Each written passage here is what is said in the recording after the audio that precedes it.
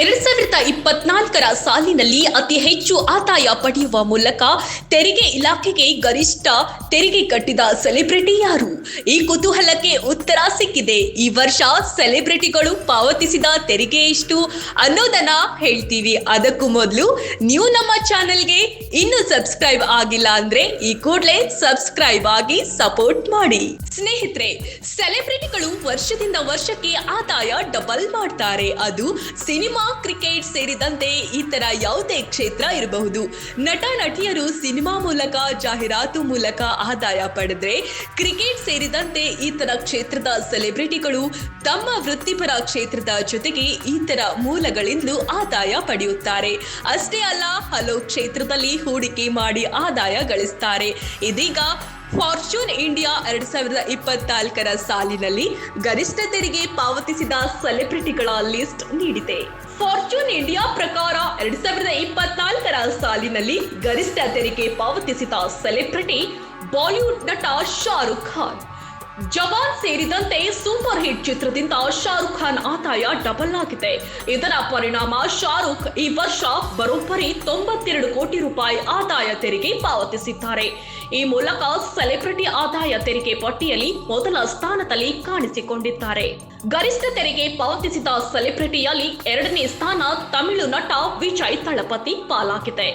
ಗೋಡ್ ಸೇರಿದಂತೆ ಯಶಸ್ವಿ ಚಿತ್ರದ ಬಳಿಕ ಥಳಪತಿ 69 ಚಿತ್ರದ ತಯಾರಿ ಕೂಡ ನಡೆಯುತ್ತಿದೆ. ಈ ಚಿತ್ರಕ್ಕೆ ವಿಜಯ್ 275 ಕೋಟಿ ರೂಪಾಯಿ ಸಂಭಾವನೆ ಕೇಳಿದ್ದಾರೆ ಅನ್ನೋ ಮಾತು ಕೂಡ ಕೇಳಿ ಬರ್ತಿದೆ. ಯಶಸ್ವಿ ಚಿತ್ರ, ಮುಂದಿನ ಚಿತ್ರಗಳಿಂದ ವಿಜಯ್ ಆದಾಯ ಡಬಲ್ ಆಗಿದೆ. ಇದರ ಪರಿಣಾಮ 2024ರ ಸಾಲಿನಲ್ಲಿ ವಿಜಯ್ 80 ಕೋಟಿ ರೂಪಾಯಿ ತೆರಿಗೆ ಪಾವತಿಸಿದ್ದಾರೆ. ಈ ಪಟ್ಟಿಯಲ್ಲಿ 3ನೇ ಸ್ಥಾನದಲ್ಲಿ ಸಲ್ಮಾನ್ ಖಾನ್ ವಿರಾಜಮಾನರಾಗಿದ್ದಾರೆ. ಬಾಲಿವುಡ್ ನಟ ಸಲ್ಮಾನ್ ಖಾನ್ ಇತ್ತೀಚಿನ ಚಿತ್ರದಲ್ಲಿ ನಿರೀಕ್ಷಿತ ಯಶಸ್ಸು ಕಂಡಿಲ್ಲ. ಆದರೆ ಆದಾಯ ಹೆಚ್ಚಾಗಿದೆ. ಕಾರಣ ಬಿಗ್ ಬಾಸ್ ನಿರೂಪಣೆ ಸೇರಿದಂತೆ ಹಲವು ಕ್ಷೇತ್ರದಲ್ಲಿ ಹೂಡಿಕೆಯಿಂದ ಸಲ್ಮಾನ್ ಆದಾಯ ಗಳಿಸಿದ್ದಾರೆ. ಈ ವರ್ಷ ಸಲ್ಮಾನ್ ಖಾನ್ 75 ಕೋಟಿ ರೂಪಾಯಿ ತೆರಿಗೆ ಪಾವತಿಸಿದ್ದಾರೆ ಎಂದು ಫಾರ್ಚೂನ್ ಇಂಡಿಯಾ ಹೇಳಿದೆ.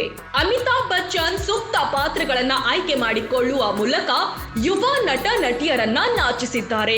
ಅಮಿತಾಬ್ ಬಚ್ಚನ್ ಈ ವರ್ಷ 71 ಕೋಟಿ ರೂಪಾಯಿ ಆದಾಯ ತೆರಿಗೆ ಪಾವತಿಸಿದ್ದಾರೆ. ಅಮಿತಾಬ್ ಬಚ್ಚನ್ ಕೌನ್ ಬನೇಗಾ ಕರೋಡ್ಪತಿ ನಿರೂಪಣೆಯಿಂದಲೂ ಕೋಟಿ ಆದಾಯ ಗಳಿಸಿದ್ದಾರೆ.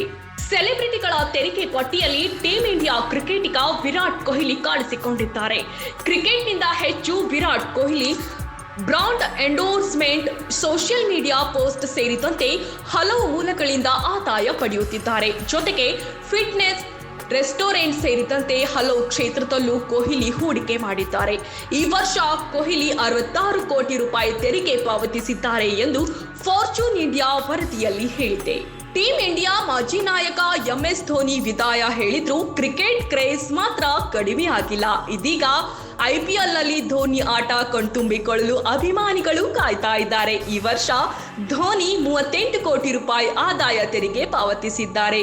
ಇನ್ನು ಬಾಲಿವುಡ್ ನಟ ರಣಬೀರ್ ಕಪೂರ್ ಆನಿಮಲ್ ಚಿತ್ರದ ಯಶಸ್ಸಿನ ಬಳಿಕ ಆದಾಯ ಹೆಚ್ಚಿಸಿಕೊಂಡಿದ್ದಾರೆ.